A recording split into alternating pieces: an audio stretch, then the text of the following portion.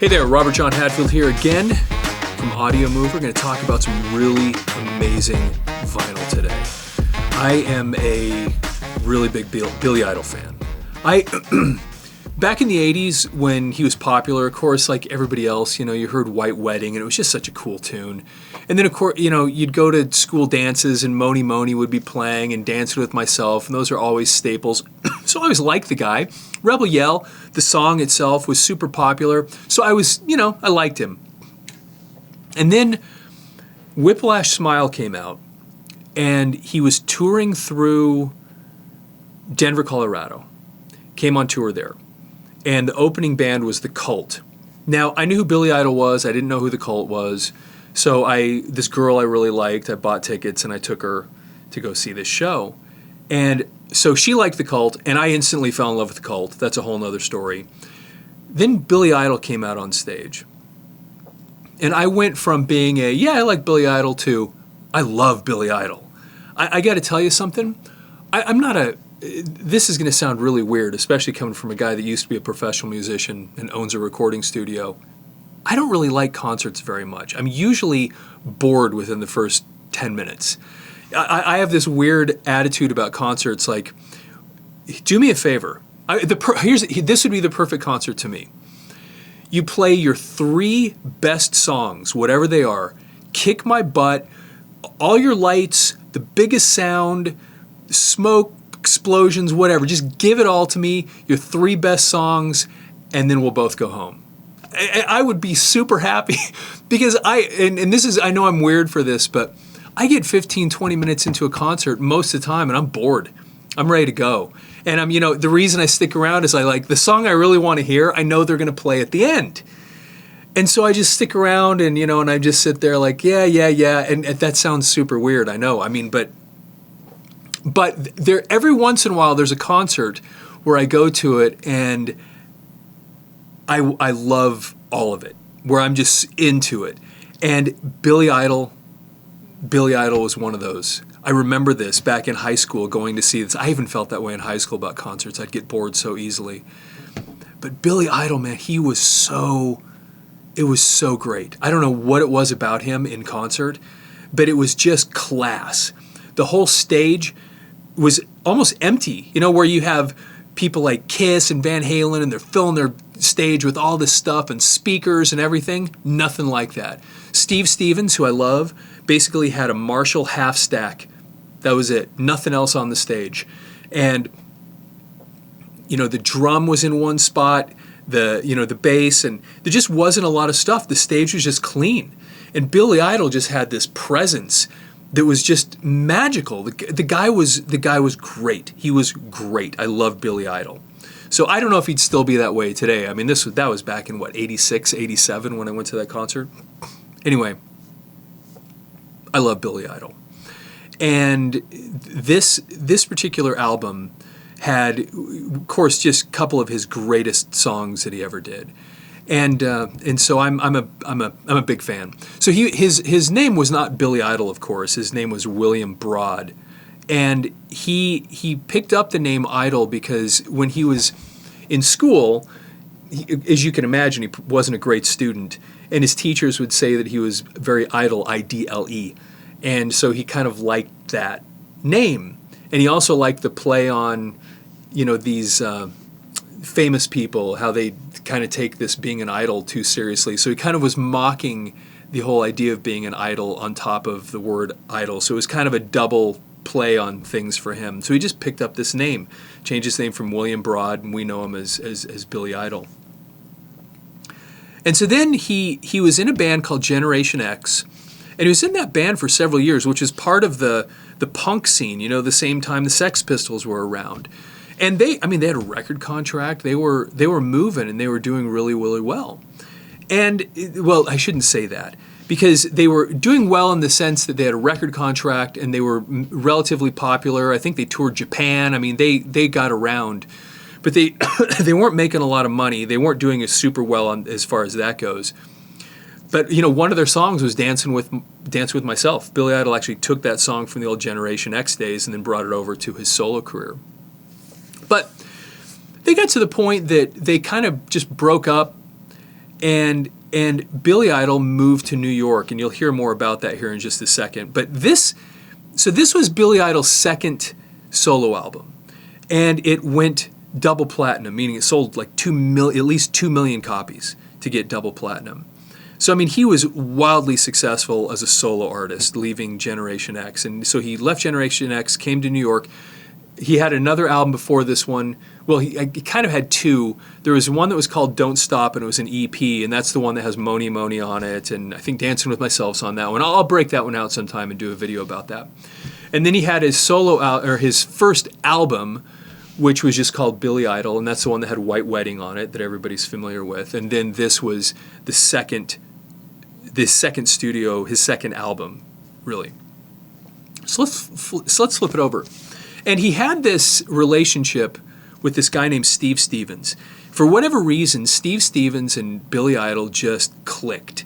And the music that they made together was just spectacular. And I love Steve Stevens, not just because he's a great guitar player, but he just dripped with charisma, and he just had that presence once again. And Billy Idol, the same thing. So you put these two guys next to each other, especially in the day. You know, Billy Idol with that hair and the look and the whole thing that he had. And then you put Steve Stevens next to him, same thing, hair, the clothes, and they just had it, man. I mean, it was awesome. They were so cool. And so they had worked so well on that first album. They just kept it going here and put Rebel Yell together, and, you know, Steve Stevens and Billy Idol. And so he really was, even though it was Billy Idol, it was actually Billy Idol and Steve Stevens. And that's part of the reason, you know, he gets this not equal, but he's featured on the album cover here, at least on the backside. So I'm a huge Steve Stevens fan. And Steve Stevens actually had a career outside of Billy Idol. It wasn't huge, but he did have some pretty cool stuff. So one of the places you'd see, remember the song Dirty Diana? I think it was on Bad by Michael Jackson. Anyway, go see the video. Steve Stevens. He's got that look. He's got this amazing rock star thing to him. And anyway, that's another place you'll see him. And probably the most popular place that you'd see him was the Top Gun soundtrack. You remember the Top Gun anthem? The guitar and whatever. That's him. He and Harold Faltermeyer, who did the song, what was that thing called? Somebody put it in the notes. Harold Faltermeyer had this instrumental tune. I can't remember what it was called. But the two of them wrote what was the Top Gun anthem. That's what they called it. And it got super popular, and we still, you know, everybody that lived back in the 80s and went and saw Top Gun, you know, this is part of the soundtrack of your life. So he did have some stuff outside of Billy Idol. Played with Vince Neil for a little while in the 90s, you know, Motley Crue singer. Anyway, so there's Steve Stevens, and the two of these two guys just were awesome together. And then this album had 3 of my favorite Billy Idol songs, and although it had 4 what you would consider hits, because I think "Catch My Fall" was considered a hit, I didn't like that song very much. And honestly, the only songs that I'm familiar with on here that I actually listen to, well, "Blue High" on the Blue Highway. There's only 3 songs on here that I thought really, really killed it, but they killed it when they did. "Rebel Yell," of course, just. What a great song, everything about it. And it's very unique too. This explores part of why Steve Stevens was so great. Because, you know, you're familiar with the beginning of that song. You know that beat, and then the king king king king king king king king king king king king king king king king that's going on over the top of it. He's playing both those things at the same time. Steve Stevens is. And he would do these interesting things because what he was trying to create there was, you know, on a piano, how you have the bass playing on the left hand and then you have the melody playing up on the right hand. He was trying to do that same kind of thing, but in a hard rock world. And so on the top 2 strings, the B and the E, he's playing, I think, the 10th fret, bing, bing, bing, bing, bing, bing, bing, bing, bing. And then on the lower strings, the E, A, D, he's playing the 7, 9. Anyway, it doesn't matter. But he's playing all that stuff at the same time, which was just kind of his creative energy. And he would do these cool things. And he wrote that, actually, that part, he wrote that after the fact, after the song was written, as a way to just introduce the song, to bring it in. Kind of like the way they do on White Wedding. That the sound that he has dragging his pick down the strings. It was a way to just an entryway for the song. So cool. I love Steve Stevens, creative genius. Anyway, great song. Eyes Without a Face. Once again, Eyes Without a Face. God know. Great tune also. And then it starts picking up, rocking in the middle. I love this stuff. And then I don't know. I love Rebel Yell, but Flesh for Fantasy. The production on that song, it is so, man, I love that. I love that song so much. So this was great. Though at least those songs made the whole album worth it. I didn't care about anything else on this album. Loved those songs. They were so good. Now here's a couple other interesting things here. All songs written and arranged by Billy Idol Stevens, except for Catch My Fall, which was just Billy Idol. So these two guys were a songwriting pair. But there's a couple other things here that you'll find really interesting. Direction Management, Acoin Management, Inc. Acoin Management? You know who that is? That's Bill Acoin. Where have you heard of Bill Acoin before? Bill Acoin was Kiss's manager. Kiss. And so you kind of... Bill Acoin was a genius from a marketing standpoint. Kiss, they like to take all the credit for what they did. Bill Acoin is the guy that really saw them from how to market them, how to turn them into a brand. And I think he probably, I would imagine, saw Billy Idol the same way. And then you can see this brand with these two guys together. So Bill Acoin was kind of a genius when it came to that. And so anyway, this is literally, when it says Acoin Management, this was Kiss's Bill Acoin that they were working with in this case. And I'm going to show you some other things here as we get inside when it comes to, you saw it there on the back, but you're also going to see it here. This produced by Keith Forsey. Keith Forsey was a really interesting guy because he was a musician himself. And where have you heard of Keith Forsey before?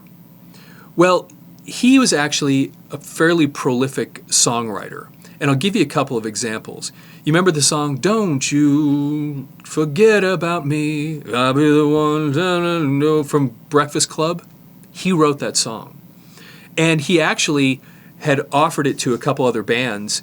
And as a matter of fact, I think he even wanted Billy Idol to play it, but he wouldn't take it. So gave it to Simple Minds, and boom, Breakfast Club soundtrack, massive, massive monster hit, written by Keith Forsey, who produced this album. Also, remember the song, What a Feeling, Feels Believe, Dance on Land, Dance Into My Life, from Flashdance? Wrote that song too. So Keith Forsey was a powerhouse as far as a great musician and great sensibility for good music. So he's the one that produced this stuff here. I don't know the other names on here other than Billy Idol and Steve Stevens. I mean, they were the two guys that were the songwriters and the genius behind this stuff here. So right here, what I thought also was pretty cool was the fact that they, instead of putting all the lyrics for these songs, they put a couple lines. Rebel Yell, I'd sell my soul to burn for you in the midnight hour. Those are 3 lines that were in. And you remember those? I'd sell my soul for you, babe. So this was kind of a neat thing. Not to put all the words, just the words that mattered for some reason, or that they really like. Eyes Without a Face, so hard to get a release, I'd better realize. And then Flesh or Fantasy. Cries the New World too. Oh, do you like good music? Do you like good music? Do you like to dance? Anyway, it was really neat that they decided to do this and change it up a little bit rather than just throwing the whole song on here. And then when you flip this over, really super cool picture of Billy Idol. And once again, Billy Idol was a cool singer and a good songwriter and a monster image. And, you know, he really understood that clearly. That, man, image is in the world of entertainment, in the world of rock and roll, is like it or not, it's almost, in many cases, it's as important, if not more important than the music. If you have that look, if you have that image, and if you have that charisma. And this is just an example of that. I mean, it just looks cool. He was great at looking cool and being cool. And so, anyway, Billy Idol was just a master at this stuff. And once again, I'm a big fan of this guy. And I thought these songs, they were produced so well. The music was so cool. And it was great stuff. And so, you know, if you like these videos, please like and subscribe. If you just sat there listening to me talking about Billy Idol and Steve Stevens, please like this video and subscribe to the channel. And also, if you have old audio and videotapes and you need to convert them to digital, you have old videotapes of birthday parties and who knows what else, and audio recordings of your grandparents speaking, or I don't know what. People have all kinds of things. Go to Audiomover.com and start an order and send your old audio and videotapes into the studio, and we'll help you out with that stuff. Anyway, with that, have a fantastic day.